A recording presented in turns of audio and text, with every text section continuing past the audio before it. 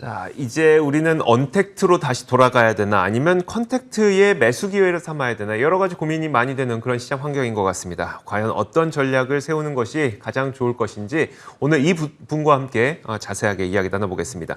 현대차증권 김현용 수석연구위원 나오셨습니다. 어서 오세요. 네, 안녕하십니까. 네, 안녕하세요. 자, 먼저 네이버와 카카오는 이제 언택트 관련주의 대장이잖아요. 네. 이들은 사실 좀 어떻게 봐야 돼요? 언택트로 봐야 돼요? 아니면 이건 언택트와 상관없는 그냥 상승하는 주식으로 봐야 돼요? 사실은 후자가 맞습니다. 네. 그러니까 언택트는 이제 어떤 상승의 폭이나 네네. 그 스피드를 조절하는 기제이고요. 네. 기본적으로 네이버와 카카오는 모든 산업 부문들이 모바일 플랫폼으로 종속이 되는 현상. 네. 이 현상 자체는 이제 디지털라이제이션의 어떤 큰 트렌드에서 기본적으로 가고 있던 방향이었고 네. 거기서 언택트라는 돌발 변수가 발생하면서 주가가 좀 앞당겨져서 빨리 오른 것이지 기본적으로 큰 그림에서의 방향성은 언택트 환경이든 컨택트 환경이든 간에 네이버와 카카오는 모아가는 전략이 유효하다라고 말씀드릴 수 있습니다. 알겠습니다. 사실 저도 국내 주식들을 쭉 보면서 네. 미국의 빅테크 기업 혹은 미국의 페이스북 아니면 뭐 미국의 성장주 이런 성향을 갖고 있는 기업은 딱 이 두 가지로밖에 안 보이더라고요. 네네. 그러니까 이 두 기업은 좀 약간 그 기존에 우리나라에서 봤던 네. 사업 모델과 좀 다르지 않나 맞습니다. 이런 생각도 듭니다. 네네. 자, 그렇다면 이제 좀 자세하게 네. 네이버, 카카오 어떤 근거를 들어서 올해도 상승 추세가 계속 이어지게 될 것인지 어떤 근거를 좀 갖고 계세요? 일단은 지금 현재 이제 높아진 주가 레벨에서도 네네. 하반기 이제 추가적인 상승 동력을 이제 보고 있고요. 그 가장 큰 이유는 이제 캐시카우 역할을 하는 광고 업황 자체가 네. 작년도 이제 기저 효과도 있고 또 온라인 광고 쪽으로의 쏠림 네. 이런 부분들이 이제 모바일, PC 할 것 없이 전 영역에서 나타나고 있습니다. 네. 그래서 시장 성장률 자체가 2분기에 40%대로 굉장히 좋았고요. 네. 또 이제 하반기에 이제 모멘텀이 될 만한 부분을 짚어본다면 카카오페이가 조만간 상장을 하게 됩니다. 네네. 그렇게 됐을 때 이제 이 양대 빅테크들의 이제 간편 결제를 포함한 금융 사업에 대한 가치가 재조명될, 즉 밸류에이션이 올라갈 네. 가능성이 굉장히 높고요. 또 이제 하반기에 가장 유의하게 좀 보셔야 되는 부분은 컨텐츠 부분입니다.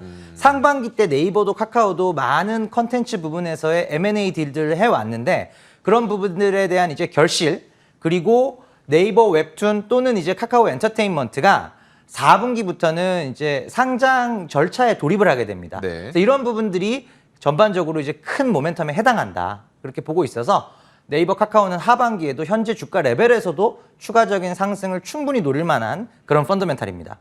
알겠습니다. 그 카카오페이의 경우에는 그 상장을 하게 된다면 지분 가치 상승의 효과를 얻을 수 있는 건가요? 아니면 어떤 그 다른 게 있는 건가요? 우선은 이제 카카오 같은 경우에 지금 이제 시장에서는 네. 카카오페이에 대해서 작년까지만 하더라도 뭐 한 7조에서 8조 원 정도의 가치를 줬었었는데요. 네. 이번 이제 공모 과정에서 이제 공모 밴드를 네. 기준으로 우리가 미루어 추산해 보면 한 10조에서 12조 정도의 가치를 기존에 봤었던 것보다 더 높은 가치를 시장에서 인정을 해주는 분위기로 가고 있고요. 네네. 또 하나 이렇게 되면은 이제 네이버의 경우도 지금 직접 상장은 안 하지만 네. 쿠팡이 상장할 때 네이버의 쇼핑 사업 부문이 재조명을 받았었던 것처럼 카카오페이가 올라오게 되면 동일한 사업을 영위하는 피어 그룹인 네. 네이버 파이낸셜, 네이버의 금융자회사 부분도 가치가 지금 시장에서 보고 있는 것보다는 더 올라갈 가능성이 높다라는 것이죠. 알겠습니다. 네. 자, 카카오 게임즈도 한번 여쭤볼게요. 카카오 게임즈가 계속 상승하면서 이제 코스닥 시총 2위까지 올라왔는데 네. 신작 효과가 더 큰 것 같으세요? 아니면 신작 효과도 있겠지만 좀 높아진 밸류에이션이 약간 부담스럽다는 의견도 있거든요. 맞습니다. 어떻게 봐야 될까요? 일단 이제 그 오딘 바랄라 라이징이라고 하는 네네. 이제 모바일 MMORPG 게임 신작이 공전의 히트를 기록을 했어요. 네. 1위를 기록을 하면서 그 부분이 주가에 선반영이 되고 있다라고 보여지는데요. 결론적으로 본다면은 지금 영업이익 대비로도 한 60배 이상 상당한 고평가입니다. 네. 그래서 국내 어떤 모바일 게임주의 네. 경우에 대장주들이 보통 30배를 조금 넘어가는 구간이 오래 지속되지는 못하거든요. 네. 그렇다고 봤을 때 지금 60배는 분명히 상당히 높은 밸류에이션에 있고 오히려 이제 조금 줄였다가 좀 조정 이후에 다시 들어가는 것도 충분히 고려해 봄직한 가격대다. 네. 이렇게 말씀드릴 수 있습니다. 알겠습니다. 좀 고민되네요. 그러니까 이렇게 사실 고밸류를 받았을 때에는 네. 다음 분기 그리고 그 다음 분기에는 더 빨리 돈을 벌 것 같아라는 게 반영이 된 거잖아요. 네, 맞습니다. 이미 반영이 되어 있습니다. 아. 근데 이제 모바일 게임주들은 네. 사실은 첫 분기 출시한 첫 분기에 매출이 피크를 찍고요. 네네. 그러고 나서는 매출이 빠르게 하향 안정화가 됩니다. 네. 콘솔 게임이랑 아주 다른 속성을 네. 가지고 있어서 어떤 안정적인 측면에서 본다면 상승 초기에 피크를 찍기 때문에 그때가 주가가 단기적으로는 고점을 그릴 가능성이 네. 굉장히 높습니다. 알겠습니다. 자, 그렇다면 이제 카카오 게임즈 말고 다른 게임주들도 사실 나름대로의 어떤 그 호재거리들이 있잖아요. 네. 중고 파노 발급이라든지. 네네. 그럼 혹시 카카오 게임즈 외에 우리가 좀 관심 갖고 볼 만한 게임주들이 있을까요? 일단 지금 이제 중국으로부터 파노를 받은 게임주들이 컴투스가 네. 이제 작년 말에 있었고요. 그리고 최근에 이제 펄어비스가 네. 있었던 상황인데요. 상반기 때 사실 이제 대형 게임주를 제외하고는 카카오 게임즈랑 펄어비스의 주가 퍼포먼스가 굉장히 좋았던 상황입니다. 네. 근데 현 시점에서 딱 본다면은 지금 사서 차익 실현, 추가적인 상승을 도모하기 좋은 게임주는 저는 컴투스라고 보고요. 네. 뭐 작년 말에 이제 파노를 받았었고 또 서머너즈워라고 하는 IP 자체가 네. 워낙 글로벌로 인정을 받고 있는 게임인데다가 네. 사실 제가 컴투스를 주목하는 이유는 게임 밖에 있습니다. 그래요? 워낙 풍부한 유동성, 현금을 들고 있는데 네. 이 현금들을 지금 미디어나 컨텐츠 쪽 서플라이 체인에 있는 기업들을 하나씩 사모으고 있습니다. 그래서 이런 부분들이 게임 외적인 미디어 쪽에서의 리레이팅 네. 이 부분에서 사실은 컴투스가 돈도 캐시카우 게임이 워낙 견고하기 때문에 잘 벌고 그러니까 이익이 나오고 밸류션이 비싸지 않다라는 뜻이고요. 네. 이런 상태에서 언제가 될지 모르겠지만 시장에서 미디어발 리레이팅이 나올 가능성이 굉장히 높다라는 점에서 지금 사두면 어쩌면 이제 약간 콜옵션 성격인 혹시 거죠. 그러면 이제 네. 컴투스가 혹시 모르는 분들을 위해서 네. 그 미디어 쪽에서 어떤 그 인수합병을 하고 있다는 거잖아요. 뭐 일단 하고 지금 이제 드라마 원천 IP를 네네. 보유하고 있는 그런 드라마 제작 기업도 이제 일부 지분 투자를 해뒀고요. 네네. 그리고 이제 미디어 쪽에서 여러 가지 이제 최근에는 이제 그 VFX 기업의 2대 주주로 지분 투자를 하기도 했습니다. 네네. 그래서 최근 뭐 메타버스 얘기할 때 VFX 기술이 항상 이제 같이 언급이 되고 있고 네네. 또 이제 그런 드라마 제작, VFX 이런 쪽으로 지금 포트폴리오를 넓혀가고 있는 상황입니다.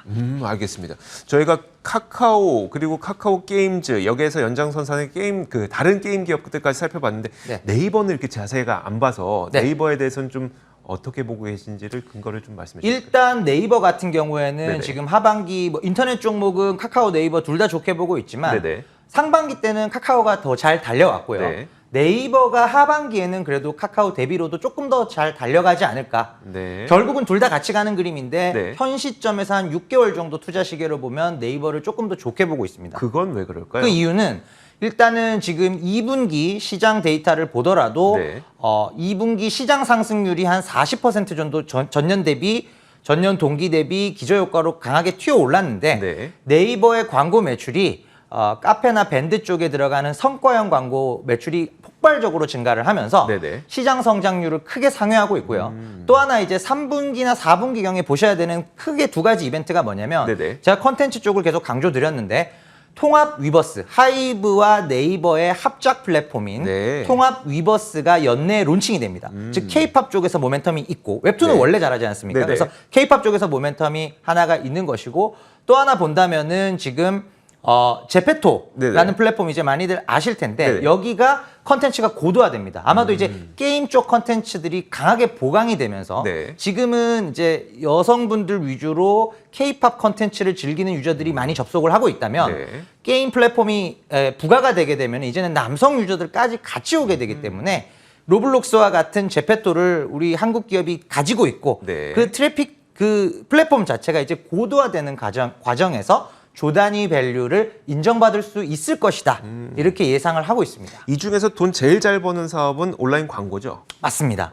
광고 쪽이 대부분의 돈을 벌고요. 사실은 광고에서 거의 연간 1.9조에서 2조 원 가까이를 광고로 버는데 돈 벌어서 지금 제페토 투자하고 있는 맞습니다. 거죠. 컨텐츠가 한 2천억 이상의 적자를 보고 있는 네네. 구조입니다. 예. 광고는 돈을 굉장히 잘 법니다. 광고가 돈 굉장히 잘 벌고. 네네. 그러니까 사실 우리는 제페토에 대한 기대감과 메타버스에 대한 기대감으로 이 네이버를 바라보고 있지만 실제로 네. 돈 버는 건 이제 광고 쪽이니까. 맞습니다. 예.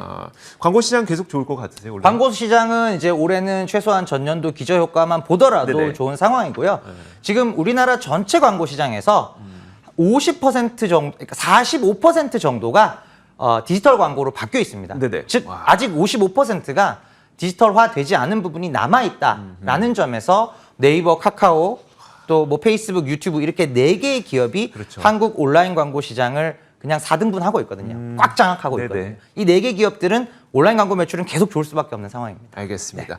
자, 이어서 이제 그 다른 쪽도 한번 볼게요. 이동통신사들도 코로나19 수혜주로 좀 꼽히는데 네. 1분기에 이어서 뭐 2분기도 후실적으로 나올 것으로 전망이 되고 있습니다. 네네. 다만 이제 그 주가는 좀 조정받고 있는 것 같은데 이 통사들은 어떻게 보세요? 일단 주가가 사실 이제 코로나 저점 이후에 초기 랠리 때는 통신주들이 소외가 됐었었고요. 네.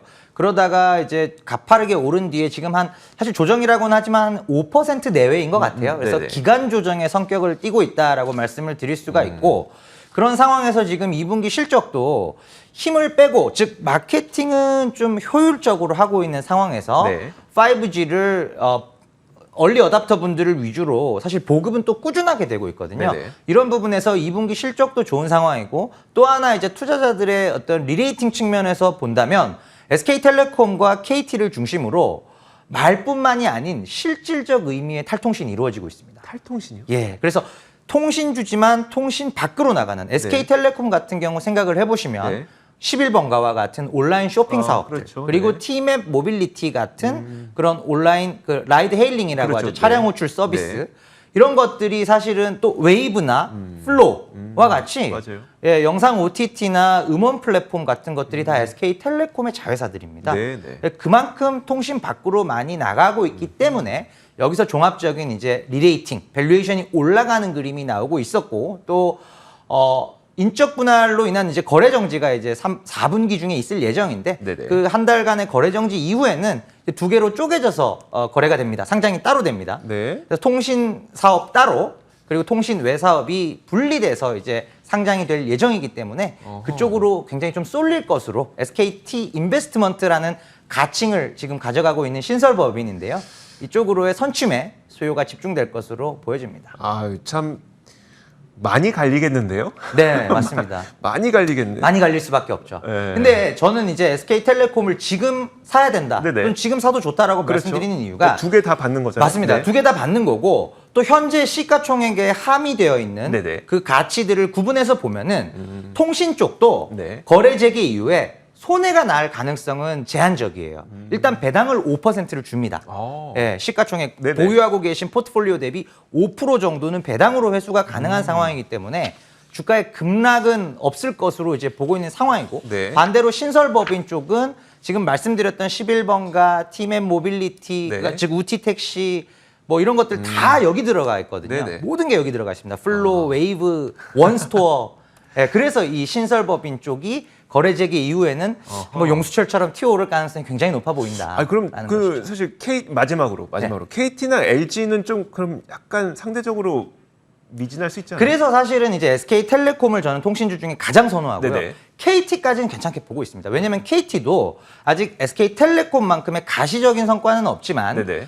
스튜디오 지니를 분사시키고 네. 또 밑에 있는 지니뮤직 같은 것들을 수직 계열화, 네네. 미디어 쪽 서플라이 체인 수직 계열화하는 노력들이 구체적으로 가시화가 되었기 때문에 네. 리레이팅 가능하다라고 보고 있고 실제로 또 그런 부분들이 주가에 반영이 되고 있는 상황입니다. 알겠습니다. 자, 저희가 하반기 시장 무엇을 좀 집중해야 되고 무엇을 좀 덜 집중해야 되는지 이분과 함께 이야기 나눠봤습니다. 현대차증권 김현용 수석연구위원과 함께 이야기 나눠봤습니다. 고맙습니다. 네, 감사합니다. 자, 출발 성공 투자도 여기서 마치도록 하겠습니다. 남은 시간도 저희 머니투데이 방송과 함께 하시면서 국내 시장 대응 전략 잘 세우시고요. 저희는 내일 같은 시간에 찾아오겠습니다. 함께해 주신 여러분 고맙습니다.